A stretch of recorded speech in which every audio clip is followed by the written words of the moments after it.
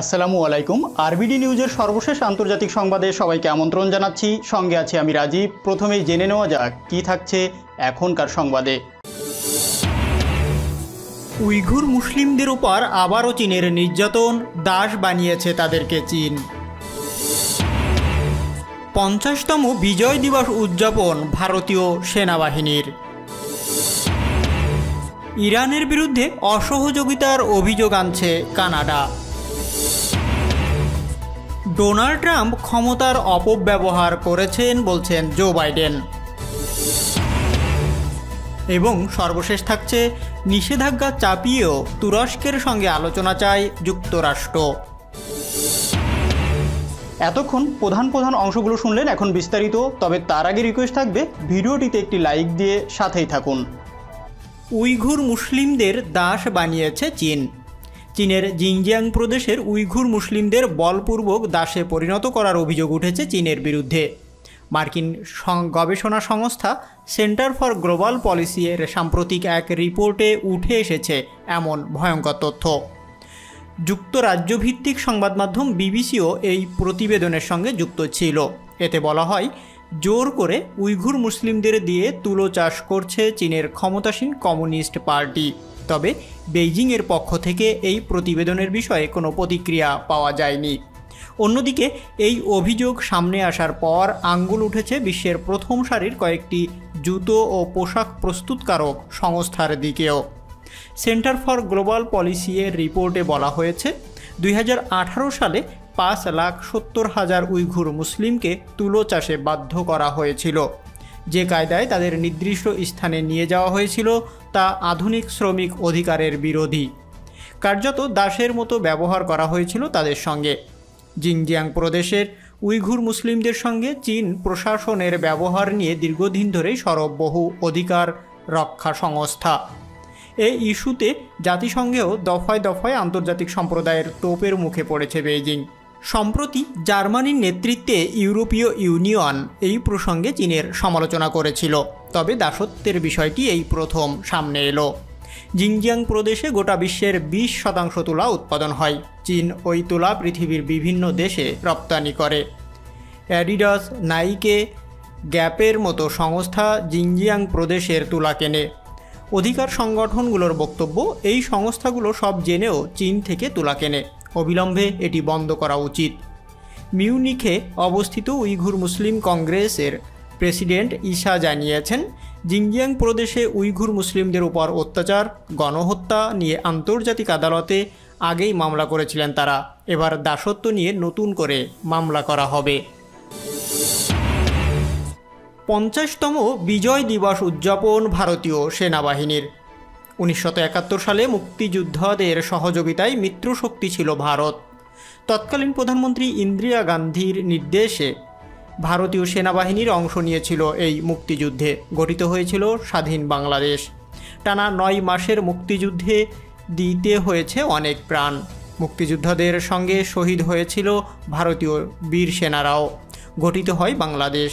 বিশ্বের কাছে পরিচিতি পায় স্বাধীন সার্বভৌম রাষ্ট্র হিসাবে বাংলাদেশ। বাংলাদেশের মুক্তিযুদ্ধে শহীদ হন 3,900 ভারতীয় সেনা এবং আহত হন 10,000 জন।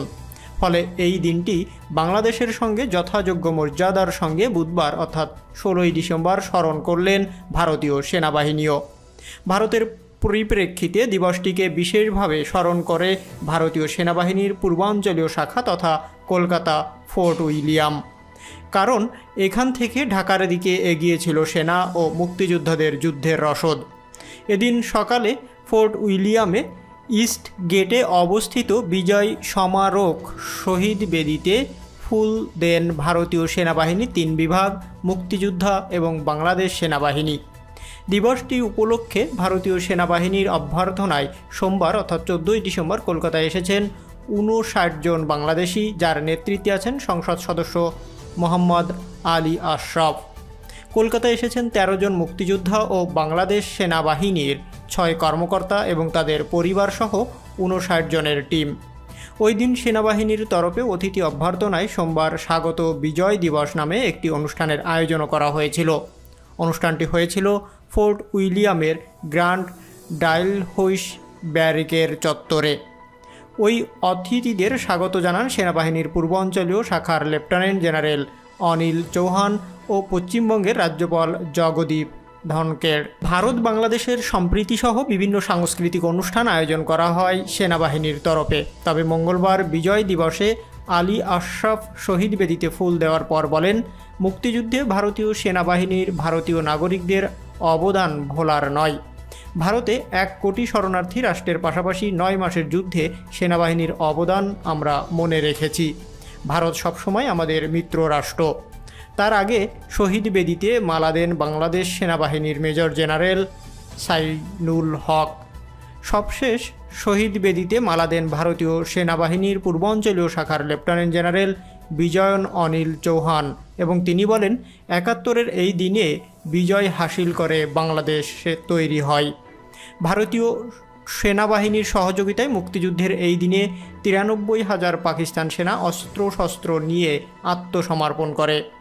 চৌহান জানান, ভারতীয় সেনাবাহিনীর পক্ষ থেকে আগামী বছর বিজয় দিবস ও মুজিব বর্ষ উদযাপন করা হবে। ইরানের বিরুদ্ধে অসহযোগিতার অভিযোগ আনছে কানাডা।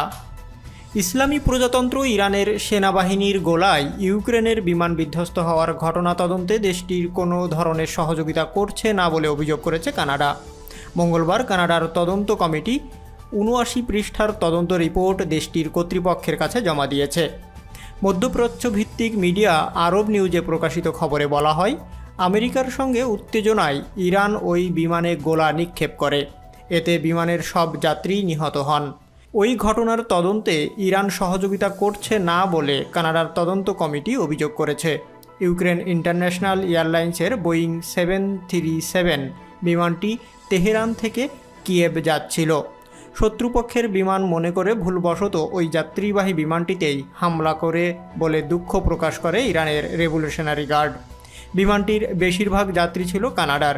এজন্য ইরান ছাড়াও কানাডা আলাদাভাবেও বিমান বিধ্বংসের ঘটনা তদন্তে নামে। সেই কমিটি তদন্ত প্রতিবেদন জমা দিয়েছে। কানাডার সাবেক মন্ত্রী পরিষদের সদস্য রলফ গুডলে বলছেন, তদন্ত রিপোর্টে অনেক গুরুত্বপূর্ণ বিষয় বাদ পড়েছে। ইরান এসব তথ্য না দেওয়ায় তদন্ত রিপোর্টে সবকিছু উঠে আসেনি। ডোনাল্ড ট্রাম্প ক্ষমতার অপব্যবহার করছেন দাবি করছেন জো বাইডেন। নির্বাচনের প্রায় 1.5 মাস পর ডোনাল্ড ট্রাম্পকে সরাসরি আক্রমণ করে বক্তব্য দিলেন যুক্তরাষ্ট্রের নবনির্বাচিত প্রেসিডেন্ট জো বাইডেন। তিনি বলেছেন, ট্রাম্প ক্ষমতার অপব্যবহার করেছেন। এছাড়া তিনি জনগণের সিদ্ধান্তের প্রতি শ্রদ্ধা দেখাননি। গত সোমবার ইলেকট্রাল কলেজ ভোটে নিজের বিজয় নিশ্চিত হওয়ার কয়েক ঘন্টা পর এই বক্তব্য দেন বাইডেন। যুক্তরাষ্ট্রের প্রেসিডেন্ট নির্বাচনে ইলেকট্রাল কলেজের ভোটকে আনুষ্ঠানিকতা হিসাবেই দেখা হয়, কিন্তু ডোনাল্ড ট্রাম্প নির্বাচনের ফল প্রত্যাখ্যান করায় এবারের ইলেকট্রাল কলেজ ভোট গুরুত্বপূর্ণ হয়ে ওঠে, যদিও প্রত্যাশিতভাবে সেই ভোটেও বাইডেনের জয়ী হয়। যুক্তরাষ্ট্রের ভোটাররা সাধারণত ইলেকট্রাল নির্বাচন করে থাকেন। পরবর্তী সময়ে ইলেকটররা আনুষ্ঠানিকভাবে প্রেসিডেন্ট প্রার্থীদের ভোট দেন। 3 নভেম্বরের নির্বাচনে বাইডেন পান 306টি ইলেকট্রাল কলেজ ভোট, অন্যদিকে ডোনাল্ড ট্রাম্প পান 232 ভোট। গত সোমবার ইলেকটরদের ভোটে জয়ী নিশ্চিত হওয়ার পর নিজ শহর উইলমিংটন থেকে ভাষণ দেন জো বাইডেন।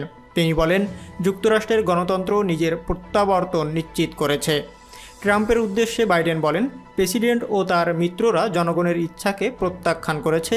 তারা আইনের শাসনকে মেনে নিতে পারেননি এবং তারা আমাদের শাসনতন্ত্রকে প্রত্যাখ্যান করেছে। করোনা মহামারীর মধ্যেও ভোট কেন্দ্রে যাওয়ায় মার্কিন জনগণের প্রশংসা করেন জো বাইডেন। তিনি বলেন, প্রচণ্ড রাজনৈতিক চাপ ছিল, ভোটারদের আক্রমণ করে বিদ্বেষমূলক বক্তব্য দেওয়া হয়েছে, এমনকি মারধরের হুমকিও দেওয়া হয়েছে, কিন্তু তারপরেও মানুষ ভোট দিয়েছে। সাবেক ভাইস প্রেসিডেন্ট বাইডেন বলেন, এই দেশে গণতন্ত্রের শিখা অনেক আগে থেকেই জ্বলছে। করোনা মহামারী কিংবা রাজনৈতিক হুমকি ধমকি সেই শিখাকে ম্রিয়মান করতে পারেনি। যুক্তরাষ্ট্রের গণতন্ত্র নিজেকে আবার সত্য ও শক্তিশালী হিসাবে প্রমাণ করেছে। প্রেসিডেন্ট ডোনাল্ড ট্রাম্প এখনও আনুষ্ঠানিকভাবে পরাজয় স্বীকার করেননি, আর শুরু থেকেই কারচুপির অভিযোগ তুলে আসছেন তিনি। নিষেধাজ্ঞা চাপিয়েও তুরস্কের সঙ্গে আলোচনা চায় যুক্তরাষ্ট্র। নিষেধাজ্ঞা আরোপের পরও তুরস্কের সঙ্গে শুরু হওয়ার একটি পথ খুঁজে পাওয়া সম্ভব বলে আশা প্রকাশ করেছে যুক্তরাষ্ট্র। রয়টার্স জানিয়েছে, যত তাড়াতাড়ি সম্ভব S-400 বাধা দূর করে তুরস্কের সঙ্গে প্রতিরক্ষা খাতে বহু দশক পুরনো ঐতিহাসিক সহযোগিতা বজায় রাখতে আগ্রহী বলে জানিয়েছে দেশটির পররাষ্ট্র মন্ত্রণালয়।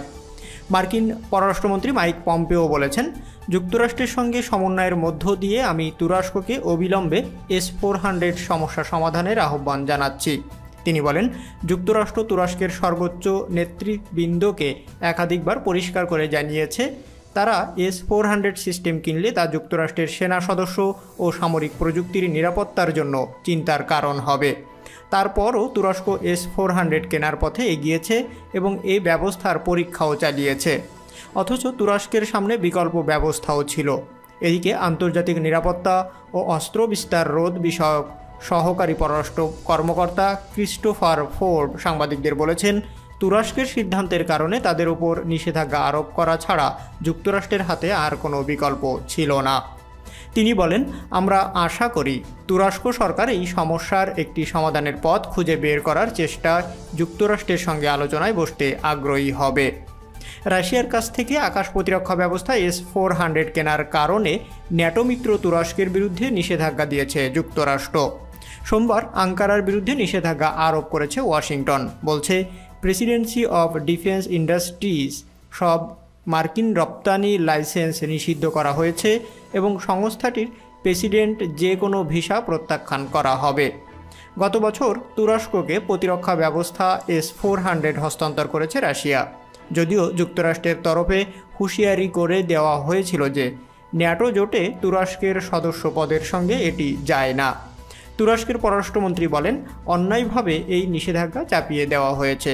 তিনি সংলাপ ও কূটনৈতিক সমাধানের আহ্বান জানিয়েছেন।